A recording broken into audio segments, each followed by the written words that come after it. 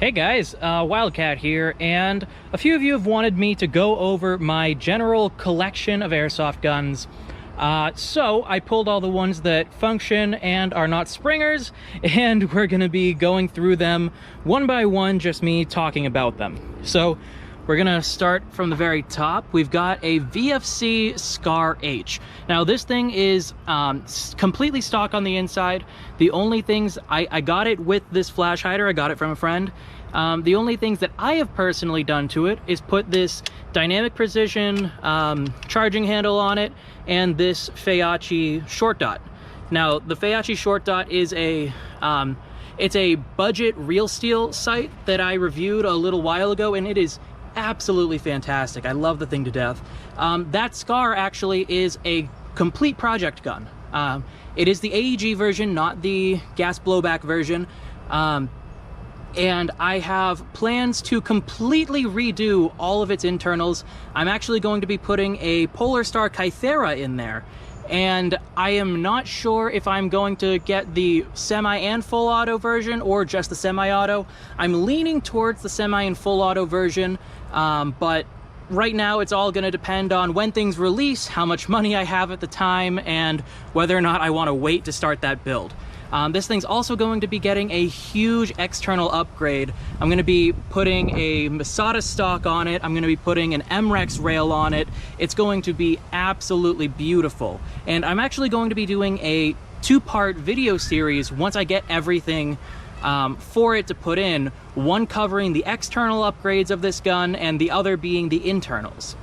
So let's just move over to the left. This is the it's a ASG Steyr M9A1, I believe it is. It's one of the ASG non-blowback gas pistols. It's very nice. It's a little compact thing. It's a cheap pistol, runs off CO2, fairly accurate-ish. It's not, obviously, you know the pistols I like to use, so it's not the most accurate thing in the world, but it certainly fulfills its purpose, especially for a price tag of only like $25, $30. So then we're gonna move over to the 416. Now this thing was the body is a VFC 416. The gearbox is I believe it started as an A&K gearbox. I got all of this through Arrowhead Airsoft, specifically Cam Rankin. Love the guy to death. He's a local Mass guy, fantastic person to deal with. So he gave me a really nice deal on the VFC body, the gearbox in it. I reshimmed it, replaced a gear because one cracked a little along the way. It was an older gearbox. And I put a 22 TPA neodymium motor in there. And along with that, this has a Lonex hop-up and a ZCI 363mm inner barrel. And this thing shoots lasers and is possibly the best shim job I've ever done to a gun. It sounds really nice. This thing, when my DSG years ago first went down and was on the bench for a while, this became my primary gun, but right now it's actually my loaner gun. So if I take a friend from college or a friend from home airsofting and they don't have their own gear, I let them use this instead of having them rent. It saves them money. It makes sure that they're using a quality product that I believe in. They'll be touching people further out than any rental can. It's a really good setup. Now, bring it down, we've got the newest build that I've completed. This is my DSG. It's a 20-to-1 Siege Tech Gear DSG with a 16 TPA neodymium motor in it, a 300mm ZCI inner barrel with a Lonex hop-up. This thing is shooting 1.4 joules, which is just around the limit for CQB for Massachusetts. And full auto, it's shooting roughly 40 rounds a second. Now, with the 20-to-1 16 TPA setup, that is slow, and I'll tell you why. Normally, 16 TPA with a 20-to-1 gear set will get you around 50, but I have an SHS motor in there, which I kind of cheaped out on because I didn't want to shell out $70 for an ASG motor at the time. And SHS motors actually, in their most recent few batches, have had a few off and on issues where some of them would would do perfectly fine, function as a 16 TPA neodymium motor should, but then shortly after they start being used, you'd see a drop in performance, and that is what we saw with this.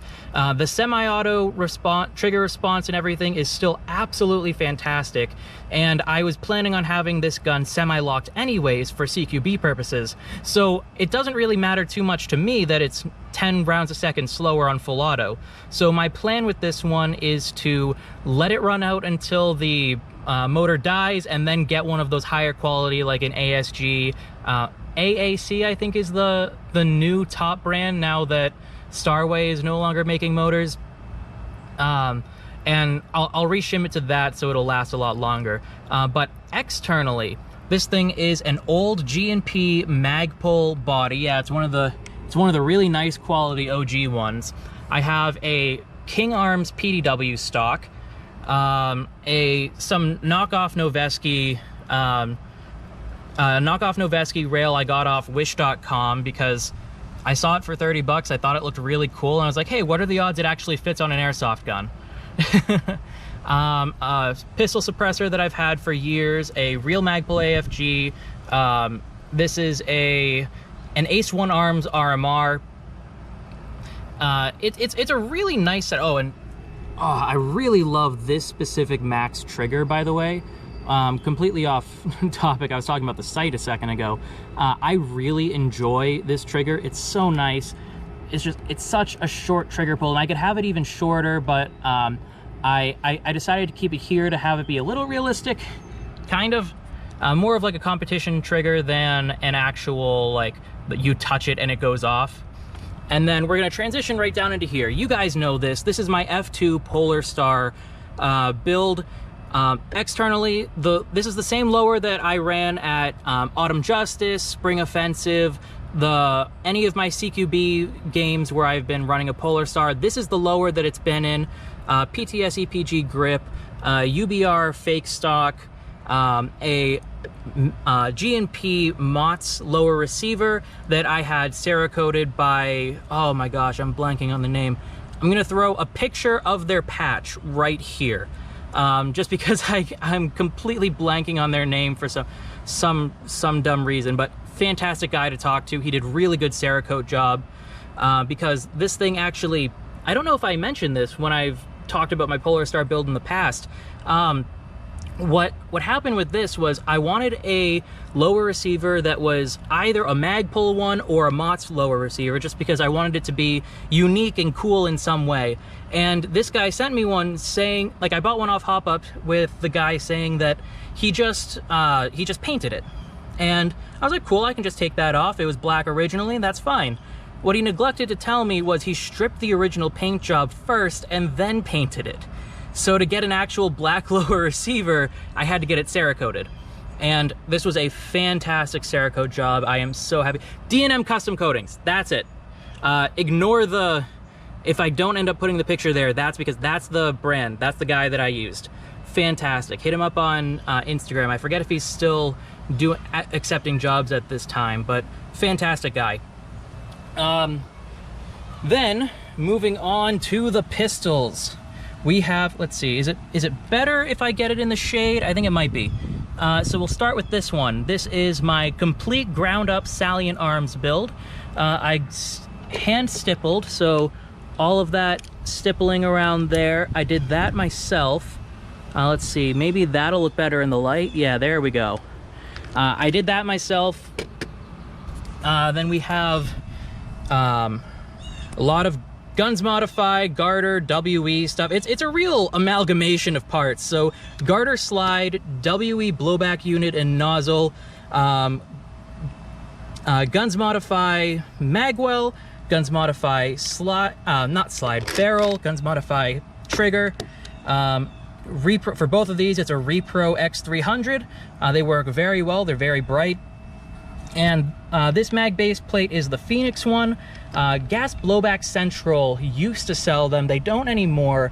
I think you can get them off of some Hong Kong stores still, but shipping on them is really pricey, so I wouldn't really recommend it because it's just a fun base plate. It doesn't add like gas, like it doesn't add to the amount of gas or BBs you can have in it, so it's just fancy. Oh, and I got a really cool ghost sight. I forget if I've shown that off yet, but I replaced the RMR with a ghost sight, and it is so cool.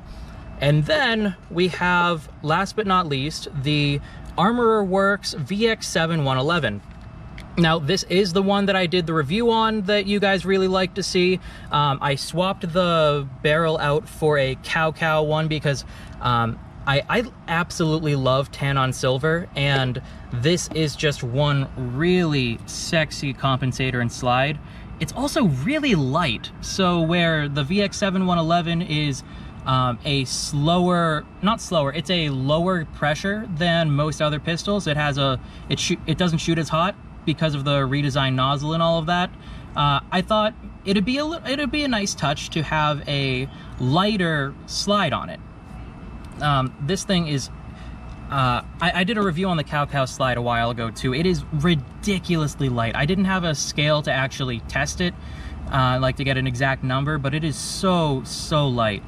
This thing is bone stock on the inside. I think the only thing I've done to it other than replace the barrel and put on the replica X300 is I put a maple leaf hop-up wheel in there, and that was just to test if it was compatible. That wasn't necessarily because I knew it would be better, because maple leaf hop-up wheels are very highly recommended for replacement parts.